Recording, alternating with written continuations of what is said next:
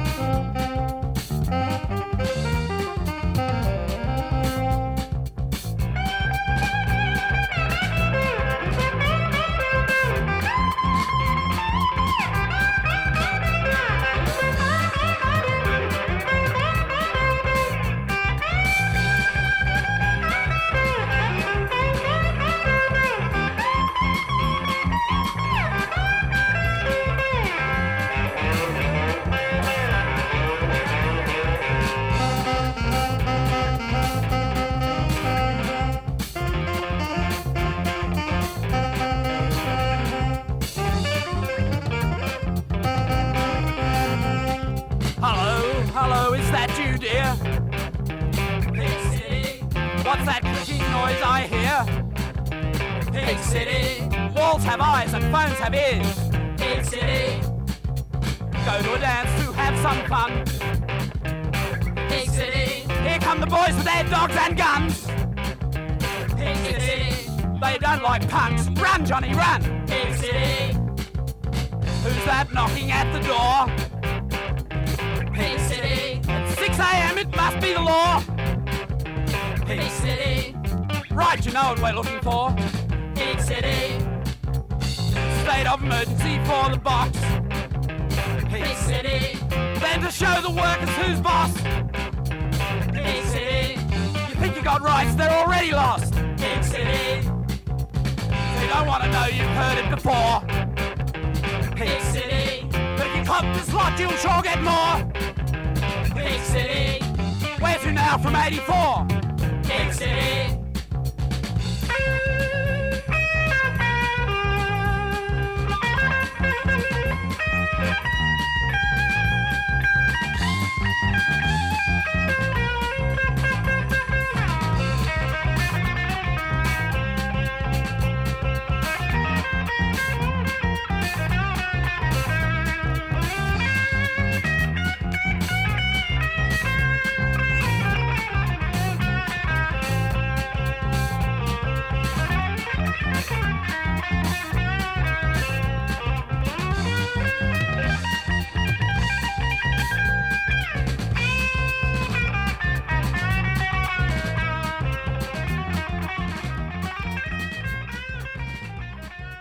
In 1988, as part of Australia's bicentennial celebrations, Brisbane will host Expo 88.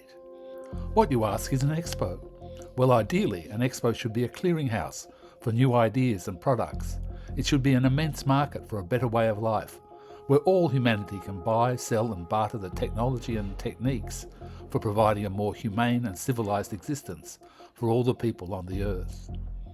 Unfortunately, since the first expos in London and Paris in the 19th century, international expositions, as they are more properly called, have been used by monopoly capitalism to clear inner city suburbs of their traditionally poor worker and transient populations, to make way for redevelopment and provide the opportunity for a little real estate speculation on the fringes of the project. Many Australians watched the 1967 Montreal Expo live on early satellite TV technology, and a lot of them went to Japan in 1970 for the Osaka Expo, which spearheaded Japanese penetration of the world's electronic markets. More recently, expos have been getting a bad reputation. The New Orleans Exposition in 1984 was a critical and financial flop, and the Expo in Japan this year is hampered by organisational foul-ups which have left long queues and difficult access.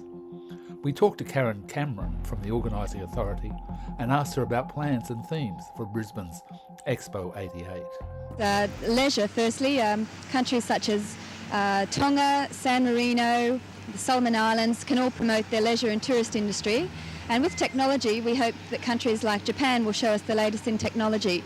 And as you can imagine, leisure in games such as Pac-Man or amusement parks are enhanced by the latest in technology, which is the latest system for Pac-Man programs, the latest in Ferris wheels or merry-go-rounds, that sort of thing.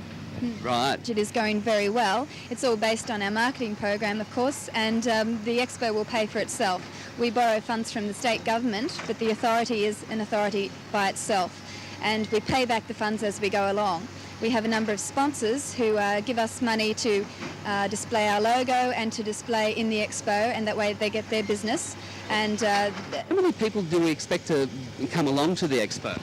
well, we're expecting 8 million people, 750,000 from overseas, and the rest from Australia and Queensland. We expect people not to come just once, but to come back a few times and to make use of our Sunshine Coast and Gold Coast.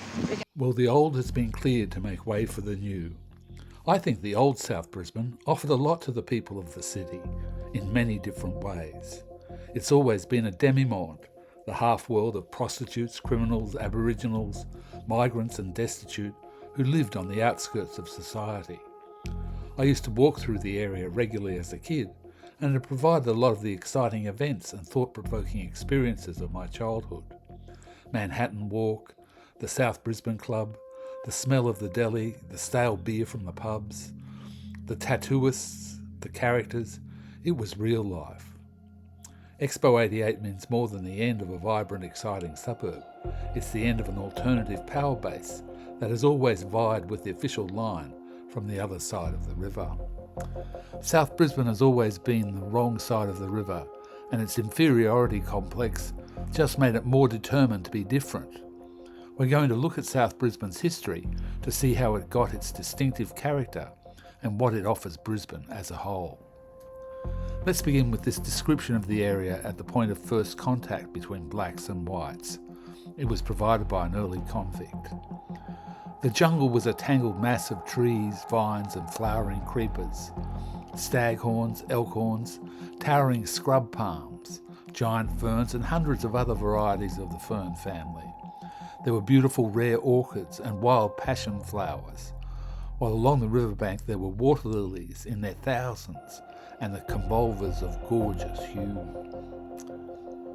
That was the state in which white people found South Brisbane, but to the Aboriginal people who lived in the area for generations, it was a relative paradise, and many tribes gathered at the Bora rings in the area for ritual celebration.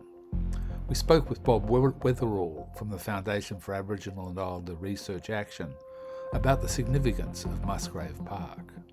And the evidence that we've got is that Aboriginal people have always been here,